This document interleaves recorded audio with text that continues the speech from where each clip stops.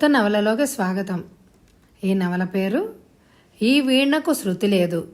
రచన doctor పెళ్లికూరు Jayaprada.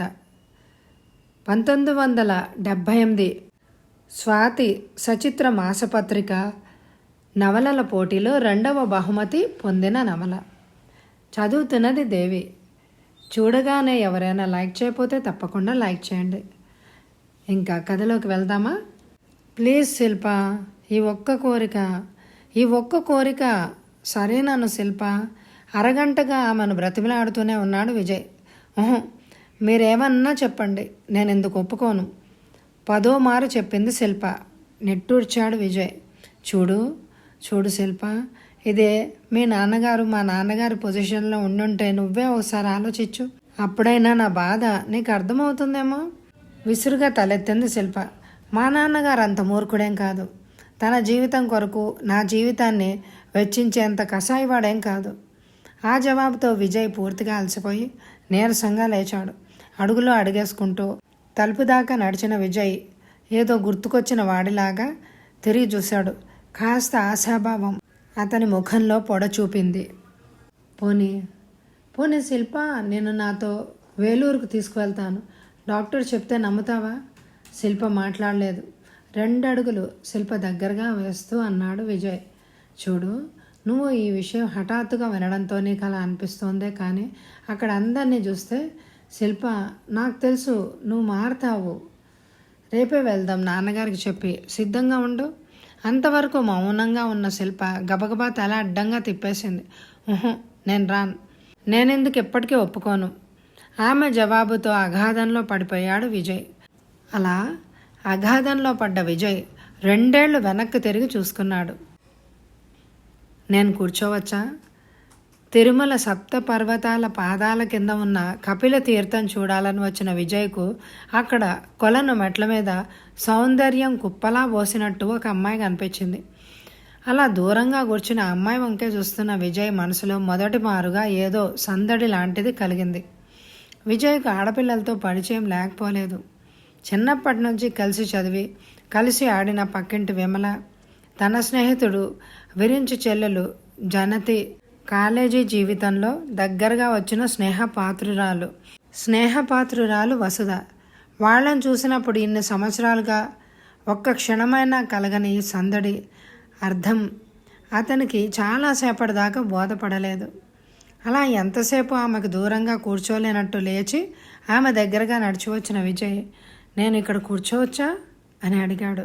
అతనికి ఆడపిల్లలతో మాట్లాడాలి అంటే అసలు బెరుకుదనం లేదు. కానీ ఎందుకిలా? తన గుండె కొట్టుకునే శబ్దం తనకే వినిపిస్తోంది ఈరోజు. ఆ అమ్మాయి కొలను నీటిలో ఆడిస్తున్న తన చేతిని చటుక్కున వెనక్కి లాక్కుని కొద్దిగా తలెత్తి కళ్ళు వెడల్పు చేసుకుని అతని వైపు ప్రశ్నార్థకంగా చూసింది. మీకు అభ్యంతరం లేకపోతే ఇక్కడి నుండి వ్యూ చాలా బాగుంది, ఇక్కడ కూర్చుంటాను. క్షణం తటపటాయించిన అమ్మాయి కాస్త మొహమాటంగా కూర్చోండి అంది. అతను ఆమెకు 4 అడుగుల దూరంలో ఆ తిన్న మీద కూర్చున్నాడు. నా పేరు విజయ్. బూట్లేస్ విప్పుతూ అన్నాడు విజయ్. ఆమె మౌనంగా ఉండడం మర్యాద కాదన్నట్టు చెప్పింది. నా పేరు శిల్ప. చాలా అందమైన పేరు. ఆమె జవాబు చెప్పలేదు, కానీ సన్నగా నవ్వేసింది. ఆ నవ్వు అద్భుతంగా అనిపించింది విజయ్కు. మీరు ఒక్కరే వచ్చినట్టున్నారు. ఆ తిన్న మీద పాదాలు కూడా ఆంచి ముడుచుకు కూర్చున్న ఆ అమ్మాయి సిల్కు చీర కుచ్చిళ్ళు జారి నీళ్లలో పడ్డాయి. వాటిని సర్దుకోవడానికి వంగిన ఆ అమ్మాయిని చూస్తూ చటుక్కున అన్నాడు విజయ్. అరే, పడిపోతారు, కాళ్ళు కింద పెట్టుకోకూడదు. విజయ్ చనువుకు కాస్త సిగ్గుపడింది ఆ పిల్ల. వెంటనే దానిని కప్పిపుచ్చుకుంటూ విజయ్ వెనకటి ప్రశ్నకు జవాబు చెప్పింది. నాకు అలవాటే. ప్రతి ఆదివారం ఇలా ఒంటరిగా రావడం నాకు సరదా. కానీ ఎప్పుడు పెందలాడి వెళ్ళిపోయేదాన్ని. ఈరోజు ఎందుకో రావడమే ఆలస్యమైపోయింది. వెళ్తాను. చీకటి వెలుగుల కలయికలో కొత్త అందాలతో మెరిసిపోతున్న సంజను చూస్తూ లేచింది శిల్ప. మళ్ళా ఇలాంటి అవకాశం రాదన్నట్టు గబగబా అనేశాడు విజయ్. నాకు ఇక్కడ కొన్ని గంటలు గడపాలంటే చాలా ఇష్టం. నేను అప్పుడప్పుడు వస్తుంటాను, కానీ ఆదివారం అనేమి లేదు. నవ్వి కదిలింది శిల్ప. నిజానికి అతను ఇన్నేళ్లుగా తిరుపతిలో ఉన్న కపిల తీర్థం రావడం ఇదే ప్రథమం. పొద్దుపోయింది. మీరు దేంట్లో వెళ్తారు? పోనీ నేను వచ్చి దిగబెట్టనా? No thanks. నాకు రిక్షా ఉంది, నమస్తే అనేసి రిక్షా ఎక్కి వెళ్ళిపోతున్న శిల్పను చూస్తూ ఆత్మీయులను పోగొట్టుకున్నంత వెల్తిగా ఫీల్ అయ్యాడు విజయ్. ఆ పై ఆదివారం 4 గంటలకే వచ్చి కపిలతీర్థ సౌందర్యాలు చూస్తున్నట్టు నటించడం మొదలుపెట్టాడు. 1 గంట గడిచాక నటించడం చాలా కష్టమని తేలిపోయింది అతనికి. మరో గంట నిరీక్షించినా శిల్ప రాలేదు. అలా నిరాశగా ఇంటికి తిరిగి వచ్చి జరిగింది జరిగినట్టు తండ్రికి చెప్పిన విజయ్ 3వ ఆదివారం కూడా తప్పకుండా కపిలతీర్థం వెళ్ళి ఓ స్తంభానికి ఆనుకొని కూర్చున్నాడు. అబద్ధం చెప్పింది శిల్ప. తనలాగే అబద్ధం చెప్పింది అందంగా. అడ్రస్ అయిన మాటలతో తెలుసుకోవాల్సింది. అలా నిరాశపడి ఉసూరుమంటున్న అతనికి అల్లంత దూరాన్న లెమన్ అల్లో చీర రెపరెపలాడడం కనిపించింది. వెనక్కి తిరిగి రిక్షావాడితో మాట్లాడుతున్న శిల్ప అతని హృదయాన్ని ఆమె బయట చెంగులాగా రెపరెపలాడింది. అంతవరకు చిరాగ్గా ఉన్న అందమైన కొలను, ఆ పైన కొండ మీద నుండి ఉరుకుతున్న నీటి ధార చాలా అద్భుతంగా ఉన్నట్లు అనిపించింది. మీరు మొన్న ఆదివారం రాలేదు? పలకరించి అడిగాడు విజయ్. ఆ పలకరింపులో తన కొరకు ఆ అపరిచిత యువకుడు ఆ ఆదివారం ఖర్చు చేశాడనే సంగతి అర్థమైంది శిల్పకు. అవును, రాలేదు, మా ఇంటికి చుట్టాలు వచ్చారు అంటూ మరో స్తంభాన్ని ఆనుకొని కూర్చుంది శిల్ప. క్షణం ఆమె వైపే చూసిన విజయ్ తన మనసులో మెదిలిన భావాన్ని అసంకల్పితంగా బయట పెట్టేశాడు. మీరేం అనుకోపోతే మీకు ఈ చీర బాలేదు. ఈ 2 వారాలుగా శిల్పను గురించి తన ఊహల్లో అతను శిల్పకు చాలా దగ్గరగా వచ్చేశాడు. మనసులో ఆమె ఎడల తను పెంచుకున్న అభిమానంతో చనువుగా అనేశాడు. అలా అన్నాక అని ఉండాల్సింది కాదు అని గుంజుకున్నాడు. ఆమె ఒక్క క్షణం తెల్లబోయింది. తేరుకొని సున్నితంగా వంచినట్టుగా తల వంచుకొని నవ్వనట్టు నవ్వింది. మీరు కోప్పడలేదా నా మీద? గంతులేసిన హృదయంతో కాస్త కొంటెగా చూస్తూ అన్నాడు విజయ్.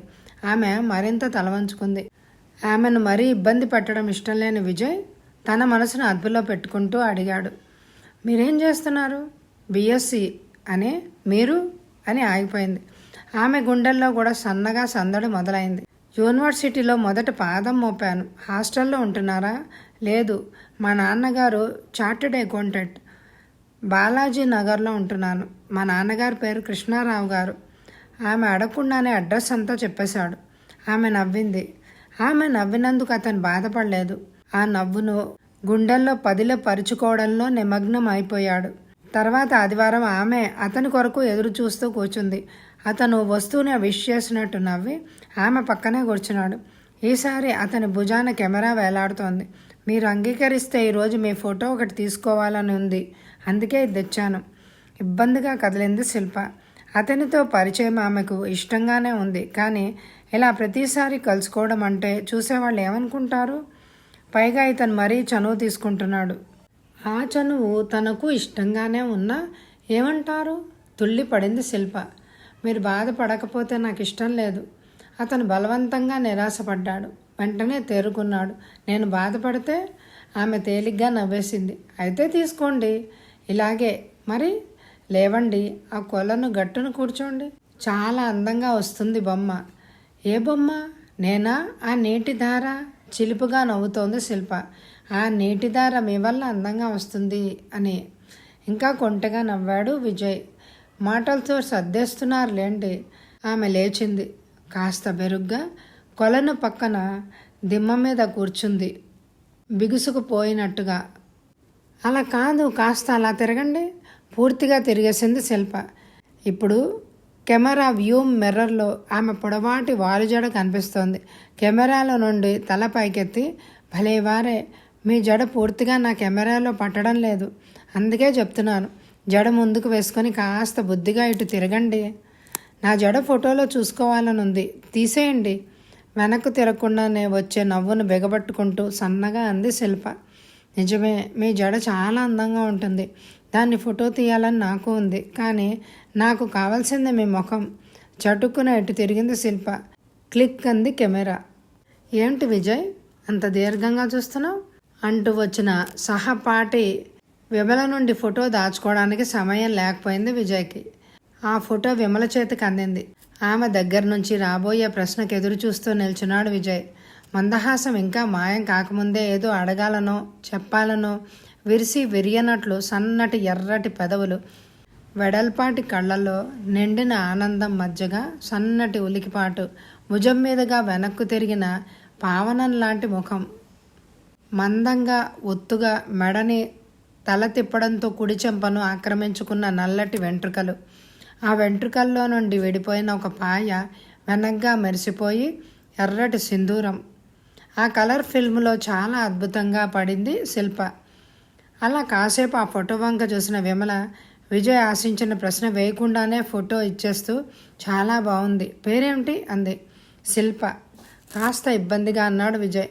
అతనికి ఎంత తొందరగా శిల్ప ఫోటో ఎవ్వరికీ చూపించి అల్లరి చేయాలని లేదు. శిల్పను చాలా అందమైన పేరు. అతనే ఇంకా చెప్పాలని విమల ఆశించిందేమో, కానీ విజయ్ ఏమీ చెప్పకుండా దాటేస్తూ అన్నాడు. ఈరోజు ఇంటికి రాకూడదు? చాలా రోజులైంది వచ్చి, నాన్న అడిగారు. కొత్త ఇంట్లో సామాను రోజుకొక రకంగా సర్దుకోవాల్సి వస్తోంది. చాలా ఇరుగ్గా ఉంది ఇల్లు. మీ ఇంటి పక్కన ఉన్నప్పుడు విశాలంగా ఉండేది. మావయ్యతో ఒకరోజు వీలు చూసుకుని వస్తానని చెప్పు అనేసి వెళ్ళిపోయింది విమల. ఏమంది శిల్ప?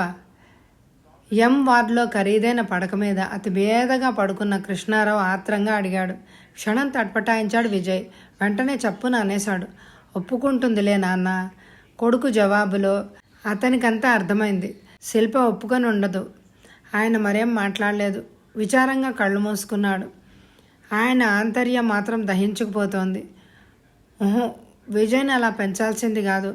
అతనికంటూ స్వంత ప్రపంచం లేకుండా తామిద్దరే ఒక ప్రపంచాన్ని సృష్టించుకొని అందులో తండ్రి కొడుకులుగా స్నేహితులుగా నిలిచిపోవాల్సింది కాదు.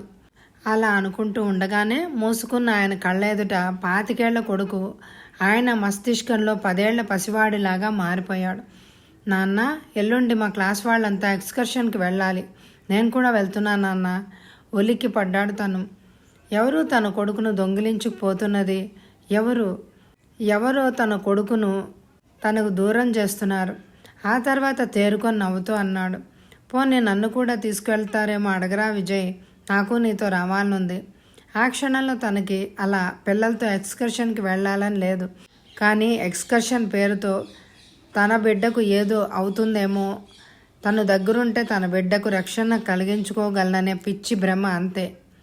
ఆ మర్నాడు కోపంగా విసుగ్గా మొహం పెట్టుకొని విసురుగా అడుగులేస్తూ వచ్చిన కొడుకుని గుండె దిటవు చేసుకుని అడుగేశాడు. ఎరా నాన్న, ఎక్స్కర్షన్కి ఎక్కడికి వెళ్తున్నారు? నేను వెళ్ళడం లేదు, దాదాపు ఏడుస్తూనే చెప్పాడు. ఎందుకని? నేను తమాషాకు అన్నాను. వెళ్ళు, ప్యూన్ చేత మీ హెడ్ మాస్టర్కి నేను కబురు చేస్తాలే. కొడుకు కన్నేళ్లకు కరిగిపోయి అనేశాడు. నిజానికి ఇంతవరకు కొడుకును ఒంటరిగా ఎక్కడికి పంపించలేదు. వాడికి ఒంటరితనం తెలియకుండా వాడితో రింగ్ బాల్ ఆడేవాడు. తనతో వాడు కార్డ్స్ ఆడేవాడు. కొడుకు కోరితే వాడితో గోళీలాట కూడా ఆడేవాడు. అందుకు కాదు, అంతేకాదు, నిన్ను ఎక్స్కర్షన్కి తీసుకువెళ్ళడం అంటే అలా రూల్స్ ఒప్పుకోమన్నారు. పూర్తిగా ఏడ్చేశాడు. ఆ తర్వాత కొడుకుని ఎంత బ్రతిమలాడినా వాడు తండ్రిని వదిలి ఎక్స్కర్షన్కి వెళ్ళడానికి ఒప్పుకోలేదు. అలా 10 ఏళ్ల వాడు 16 ఏళ్ల వాడై ఒకనాడు అన్నాడు, నాన్న నువ్వు మళ్ళా పెళ్లి చేసుకో. విస్తుపోయి చూశాడు తను. అడ్డమైన వాళ్ళందరినీ పోషించడానిక నువ్వు రాత్రి పగలు కష్టపడాలి. అయినా మన దగ్గర తిన్నవాళ్ళు ఎవరికెవరికైనా కృతజ్ఞత ఉంది. అర్థమైపోయింది ఆయనకు. నవ్వేశాడు. అంత క్రితమే తనకు చాలా దూర బంధువులు, చెల్లెలి వరుస ఆయన ఒక ఆమె వచ్చి తన బిడ్డకు పెళ్లి చేసుకుంటానని మంచి సంబంధం వచ్చిందని, కానీ వాళ్ళు 20,000 కట్నం అడుగుతున్నారని చెప్పి ఆ 20,000 అతనిస్తే ఒక ఆడపిల్ల జీవితం బాగు చేసిన వాడు అవుతాడని తన సొదంతా వెళ్ళబోసుకున్నాక అంతా విన్న తను మౌనంగా 5,000 మాత్రం అందిస్తే అది తీసుకొని మొహం నల్లగా పెట్టుకొని బయటికెళ్ళి ఏం చేసుకుంటాడో అంత ఆస్తి ఉండింది. ఒక్క కొడుకు పోతూ పోతూ నెత్తినేసుకొని పోతాడా అనడం అప్పుడే కాలేజీ నుండి వచ్చిన విజయ్తో పాటు తను కూడా విన్నాడు. విని మనసులోనే బాధపడి ఊరుకున్నాడు. అందుకని తనని తన 16 ఏళ్ల కొడుకు మళ్ళా పెళ్లి చేసుకోమని అంటున్నాడు. పెళ్లి చేసుకుని మరొక 4 పిల్లల్ని కని ఈ బంధువుల నోటి దుడుసుతనానికి విముక్తి పొందాలి అని అనుకున్నాడు. నాన్న, కొడుకు పలకరింపుతో వాస్తవంలోకి వచ్చాడు. కృష్ణారావు నిట్టూర్చి వెనక్కి వాలి పడుకున్నాడు. నిజమేనేమో, ఆనాడు తన స్నేహ పోయాక మరొక పెళ్లి చేసుకొని ఉండుంటే నాకు ఈనాడు అండ ఉండేదేమో. ఎంత సహాయాలు పొందిన తన బంధువులంతా ఇప్పుడు వీడిని ఎంత నిర్దయగా ఒంటరిగా పోరాడమని వదిలేశారు. ఆనాడు అంతా తన బంధువునన్న ప్రతి వెధవకు దోచిపెట్టాడు తను. ఇప్పుడు వాడికి మిగిలిన కొద్దిపాటి ఆస్తిని కూడా దోచుకోవడానికి తనకి పాడు రోగం వచ్చింది. ఏమైనా సరే శిల్ప అంగీకరించకపోతే తను ఆపరేషన్కి ఒప్పుకోకూడదు. వారిని మరి నిరాధారుణ్ణి చేసి తను వెళ్ళిపోకూడదు.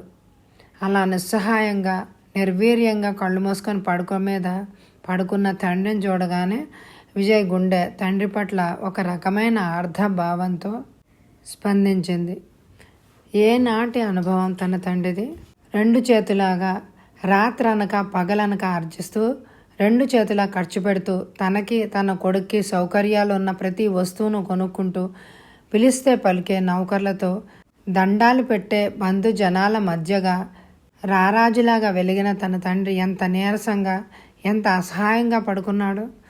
2 సంవత్సరాల క్రితం వరకు ఆయన ఎంతో ఉత్సాహంగా ఆరోగ్యంగా చలాకీగా ఉండేవారు. ఎందుకు ఇలా జరిగింది? భగవంతుడే నిజంగా ఉంటే తన తండ్రిని శిక్షించవలసిన అవసరం ఆయనకేమొచ్చింది? ఎంత నిర్దయుడు ఆ భగవంతుడు. ఆయన 2 సంవత్సరాలుగా ఎన్ని బాధలు పడ్డారాయన. అలా తండ్రిని గురించి ఆలోచిస్తూ గతంలోకి జారిపోయాడు విజయ్. ఈవేళప్పుడు మీరు పడుకున్నారే? నీరసంగా నవ్వాడు కృష్ణారావు. దగ్గరగా వచ్చి కూర్చున్నాడు విజయ్ కళ్ళతోనే రెట్టించినట్టు ప్రశ్నను అర్థం చేసుకున్నాడు ఆయన. ఏం లేదురా, కాస్త నీరసంగా ఉంది. తండ్రి వైపు అదోలా చూశాడు విజయ్. తనకు బాగా ఊహ తెలిసినప్పటి నుంచి తన తండ్రికి జబ్బు చేయగా అతను చూడలేదు. మీరు బాగా నీరసంగా ఉన్నారు, డాక్టర్ దగ్గరికి వెళ్దాం రండి. మరోసారి నవ్వేశారు ఆయన. భలేవాడివే, ఈ మాత్రానికే అది వినిపించుకోలేదు విజయ్. పోనీ డాక్టర్ రఘురామ గారిని పిలిపించనా? లేవబోతున్న విజయ్ని ఆపేశాడు. వద్దు విజయ్, రేపు పొద్దున నేనే వెళ్తాను, కూర్చో. పోనీ థర్మామీటర్ తెస్తాను ఉండండి అంటూ లేచి వెళ్ళాడు విజయ్. తిరిగి థర్మామీటర్తో వచ్చిన విజయ్ చేతిలో థర్మామీటర్ను అందుకుంటూ అన్నాడు ఆయన. ఈ ఆదివారం కొండ మీదకి వెళ్దాం. విమలను, శేషును, శిల్పను కూడా రమ్మను. సరదాగా వెళ్దామే? అలాగే పరధ్యాన్నంగా అన్నాడు విజయ్. ఆ ఆదివారం కొండ మీదకి వెళ్ళారు.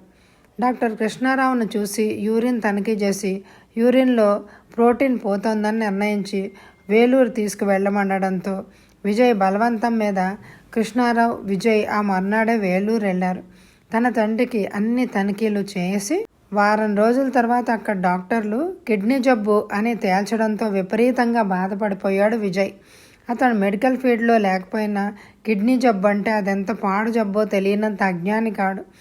ఆయనకు ఎంత వయసని? 4 పదులు నిండి 2 సంవత్సరాల కంటే సరిగ్గా 19 సంవత్సరాలే పెద్ద నెట్టూర్చాడు విజయ్. అప్పటి నుండి 2 సంవత్సరాలుగా ఎన్ని రకాల బాధలు అనుభవించారు ఆయన. కొన్ని రోజులు డొక్కలో నొప్పి, కొన్ని రోజులు విపరీతమైన నీరసం, ఒళ్ళంతా వాచిపోయేది. దానికి ఆనాడే మాత్రలతో విపరీతమైన నీరసం వచ్చేది. అప్పుడప్పుడు పెద్దగా జ్వరం వచ్చేది. యూరిన్ నడిచేవి కావు. ఎన్ని రకాలని ఎంత తిన్నా ఎన్ని మందులు ఇచ్చినా ఆ రక్తం కాస్త 30కి జారిపోయేది.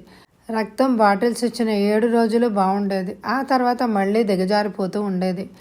బోన్ నేరో దెబ్బతింది అనేవారు లోకల్ డాక్టర్స్. నెలకొకసారి ఇంచుమించు వేలూరు వస్తూనే ఉన్నారు. ఆఖరున 2 నెలల క్రితం వచ్చినప్పుడు పిడుగులాంటి వార్త చెప్పారు. Nephrologist doctor Amareswara Naidu. Sorry Vijay, ఆయన 2 కిడ్నీలు పాడైపోయాయి. ఇప్పుడు మీరు ఆయన్ను తీసుకురాకపోతే ఆయన మీకు దక్కేవారే కాదు. ఉలిక్కి పడ్డాడు విజయ్. ప్రతి నెల వస్తూనే ఉన్నాం డాక్టర్. ఇలా ఎందుకు జరిగిందంటారు? అమాయకంగా అడిగాడు విజయ్. అది సెల్ఫ్ ప్రోగ్రెసివ్ డిసీజ్. కాంప్లికేషన్స్ అరికట్టాల్సిందే కానీ ఆ డిసీజ్ని పూర్తిగా కంట్రోల్ చేయలేం. అయితే ఇప్పుడు ఏం చేయాలి డాక్టర్? పక్కనే ఉన్న లేడీ డాక్టర్ బహుశా పోస్ట్ గ్రాడ్యుయేట్ అయి ఉంటుంది. అలా అడుగుతున్న విజయ్ వైపు జాలిగా మెచ్చుకోలుగా చూసింది. తండ్రి గురించి ఇంత ఆరాట పడేవాళ్ళు ఈ రోజుల్లో ఇంకా మిగులున్నారా? కిడ్నీ ట్రాన్స్ప్లాంట్ చేద్దాం అంటే ఆయన దగ్గర రక్త సంబంధికులు ఎవరైనా కిడ్నీ తీసి ఆయన పొట్ట భాగాలను అమర్చాలి. డాక్టర్, అలా చేస్తే మా నాన్నగారు ఆరోగ్యం పూర్తిగా బాగైపోతుందంటారా? అవ్వడానికి అవకాశాలు ఉన్నాయి, కానీ కిడ్నీ ఆయనకి సూట్ కావాలి కదా. అన్ని టెస్టులు చేసి ఎవరి కిడ్నీ సరిపోతుందో అది అమరుస్తాం. నేను ఆయన కొడుకును, నాకు అన్ని టెస్టులు జరిపించండి, ఎంత ఖర్చైనా పర్వాలేదు, నాకు ఆయన కావాలి, ప్లీజ్ డాక్టర్, నన్ను ఎక్కడికి వెళ్ళమంటారు? నవ్వాడు doctor Amareshwar. Wait my dear boy, ఆయన అన్నదమ్ముళ్ళు అక్క చెల్లెళ్ళ కిడ్నీలు అయితే బాగా సూట్ అవుతుంది. అలాగే డాక్టర్, పెద్దనాన్నగారు ఉన్నారు, ఆయన్ని తీసుకొస్తాను, ఆయన ఒప్పుకుంటారా? ఎందుకు ఒప్పుకోరు? చిత్రంగా చూశాడు విజయ్. తన తమ్ముడిని బ్రతికించుకోవడానికి తన 2 మూత్రపిండాల్లో తనకి అవసరం లేని స్పేర్ కిడ్నీ ఇవ్వడానికి ఎందుకు అంగీకరించారు? వెల్, ఎప్పుడు తీసుకొస్తారు మరి?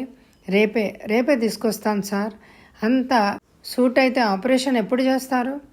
డాక్టర్ బల్ల మీద వేలుతో ఉంగరాన్ చుట్టూ ఆత్రంగా కాస్త సంకోచంగా అడిగిన అతని తీరును చూసి సన్నగా నవ్వాడు డాక్టర్.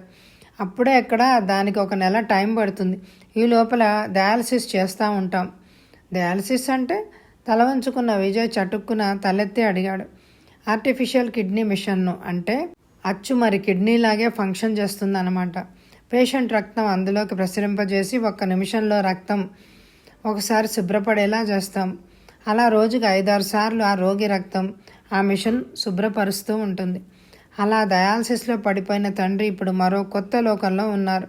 ఆ లోకం నిండా అనారోగ్యమే, అందులో 1000 రకాల బాధలు. డయాలసిస్ కొద్ది హుషారుగా వెళ్ళే ఆయన తిరిగినప్పుడు తను కాస్తంత అనారోగ్యానికి కూడా పోగొట్టుకున్నట్లు ఉండేవారు.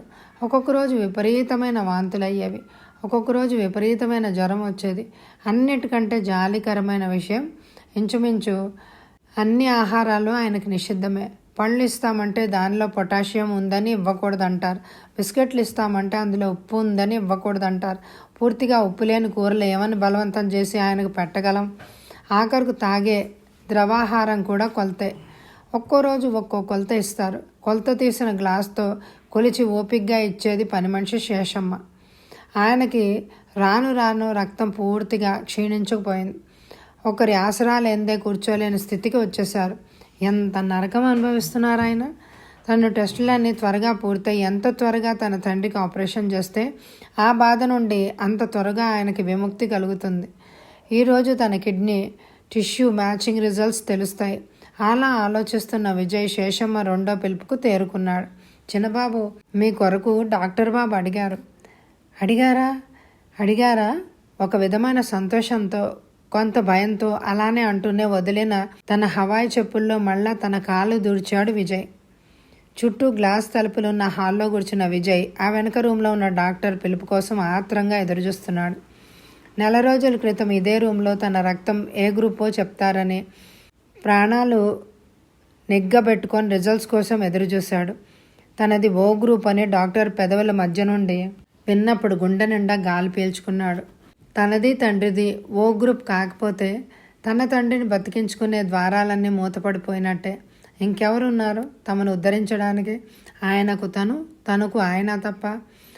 ఈరోజు టిష్యూ మ్యాచింగ్ రిపోర్ట్ రావాలి. డాక్టర్ ఏమంటారో. తనది సరిపోదంటారో. ఎంత ఎక్కువ పర్సంటేజ్ సరిపోతే అంత బాగా తన కిడ్నీ తండ్రికి సూట్ అవుతుందట. ఏమిటి దీర్ఘంగా ఆలోచిస్తున్నారు విజయ్ గారు? ఉలిక్కిపడి తలెత్తాడు విజయ్. ఆ అమ్మాయి పేరు సబిత, తెలుగు అమ్మాయి. ఆ అమ్మాయికి ఆపరేషన్ అయి 4-5 నెలలు అయింది. ఆ అమ్మాయే కాదు, తండ్రికి కిడ్నీ ఆపరేషన్ చేయాలని చెప్పింది మొదలుకొని వారం చెకప్కి వచ్చే వాళ్ళందరితో స్నేహం చేశాడు. ప్రతి ఒక్కరిని ఎలా ఉందని అడగడం, బాగుందని ఎవరైనా చెప్తే తన తండ్రి ఆపరేషన్ అయ్యాక మామూలు మనిషి అయిపోతాడు అని ఆనందించేవాడు. ఎవరైనా బాగా లేదు అని చెప్తే తండ్రి తనకు దక్కడేమోనని భయపడడం అలవాటైపోయింది అతనికి. మిమ్మల్నే అని రెట్టించింది, నవ్వింది సబిత. ఏం లేదు అని తడబడి మీకు ఎలా ఉంది అని అడిగాడు. చాలా బాగుంది, మీ నాన్నగారికి కూడా బాగుంటుంది, విచారపడకండి. ఏమో, బహుశా నా ఆపరేషన్కు ముందు మా అమ్మ వాళ్ళు కూడా ఇలాగే నిరాశపడ్డారేమో. కానీ వాళ్ళు ఎంత సంతోషంగా ఉన్నారో ఇప్పుడు మీకు తెలుసా? ఆ అమ్మాయికి 25 ఏళ్ళు ఉంటాయేమో, ఇంకా పెళ్లి కాలేదు, బహుశా ఇంకా కాదేమో. అలాంటి పిల్ల విజయ్కు ఓదార్పునిచ్చింది. ఆ రోజు పోస్ట్ ఆపరేషన్ చెకప్ అందరూ మెల్లిగా వచ్చి గ్లాస్ రూమ్లో నల్లటి సోఫాలో కూర్చున్నారు. ఇందులో 2 తప్ప అందరికీ ఆపరేషన్ సక్సెస్ అయింది. తన పక్కగా వచ్చి కూర్చున్న ఒక మధ్య వయస్కుడిని అడిగాడు విజయ్. మీకు ఎలా ఉంది? అతను తెల్లగా, పొడవుగా, బలంగా, చాలా అందంగా ఉన్నాడు. అతను ఎంత అందంగా ఉంటాడో అంత చలాకీగా ఉన్నాడు. అతని పేరు సత్యజిత్ రాయ్. నేను ఇంతవరకు అదృష్టవంతున్నే. అతనికి ఆపరేషన్ అయ్యి 10 నెలలు అయింది. అదంతే. ఇంకా 2 ఏళ్ళు గడువు ఉంది. అంతవరకు కొంచెం క్యాషన్స్ రాకుండా ఆరోగ్యంగా ఉంటే కదా మా అమ్మకు మళ్ళా నేను పుట్టినట్టు లెక్క. నిజమే డాక్టర్, విజయ్ అన్నీ చెప్పాడు.